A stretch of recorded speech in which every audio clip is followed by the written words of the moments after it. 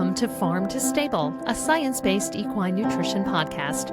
I'm your host, Dr. Nettie Liebert. I'm a lifelong horse person and professional equine nutritionist with the goal of helping horses and their humans create balanced diets to set them up for success, no matter what age, discipline, or circumstance. Disclaimer, the information discussed here is based on current scientific research and is for educational purposes only. Every horse's individual needs vary. This is not a substitute for veterinary medicine or nutrition consultation.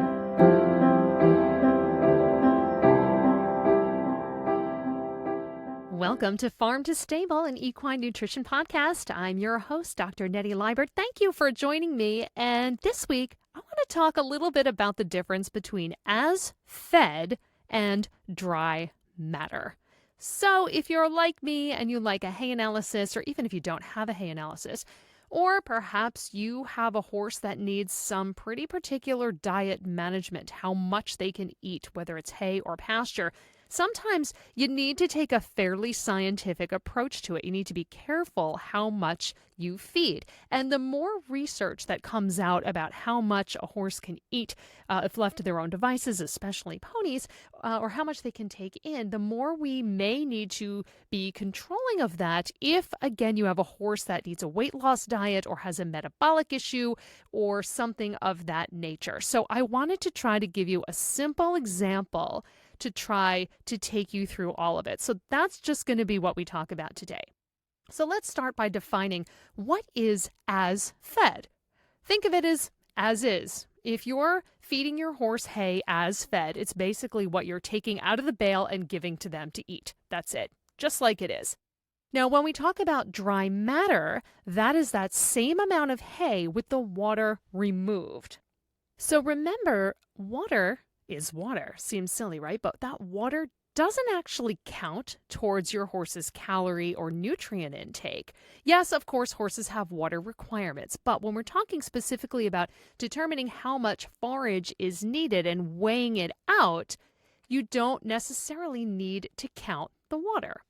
So how in the world are you going to figure out how much water is in your hay? Well, you know I'm probably going to say a hay analysis, right? Well, sure. If you don't have a hay analysis available to you, we can estimate it based on what we typically see in baled hay. And an easy estimate is to assume about 10% moisture.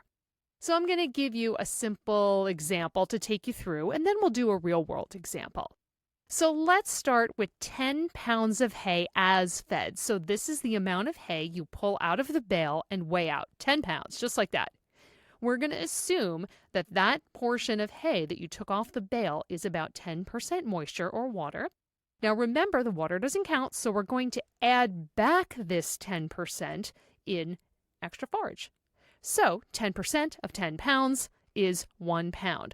So then you're going to weigh out an additional 1 pound of hay for a total of 11 pounds of hay from the bale to account for the estimated water content. And then that way you can ensure your horse gets enough.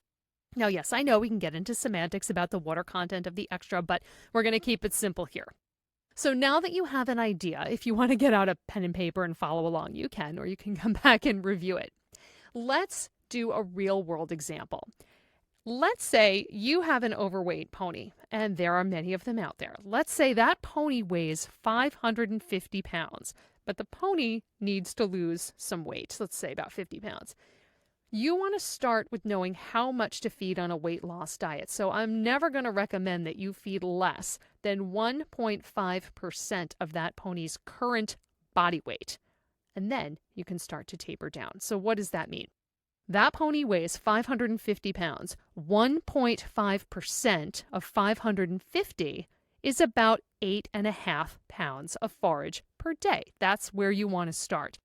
We're going to want to add a balancer to this pony's diet, but that's another discussion. We've talked about balancers in previous podcasts, but we're going to start with 8.5 pounds of forage. That's our goal, total per day to get into this pony. As fed, if you weigh out that 8.5 pounds, remember we're going to estimate that 10% of that is water.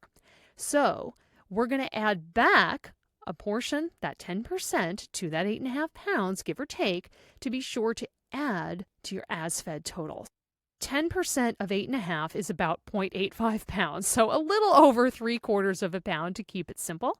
So you take your 3/4 of a pound or so, you add it to your 8.5 pounds, and now we're at about 9.25 to 9.5 pounds, roughly, right off the bale. That's what you're going to weigh right off the bale. That is the pony's daily forage ration. No extra, so no extra grass, no extra hay cubes or beet pulp or anything. That is your total. So each week, you're going to weigh the pony using the same technique. Now, I don't care if you use a weight tape, the Healthy Horse app, a measuring equation, whatever your weighing technique is simplest for you. Keep a list and just be consistent. Ideally, the same person is going to weigh the pony each week, and write that down. Keep a list in your phone or a note in your tack box, whatever works. And each week, as the pony starts to lose a little weight and get towards the goal of where you want to be, you need to readjust the math.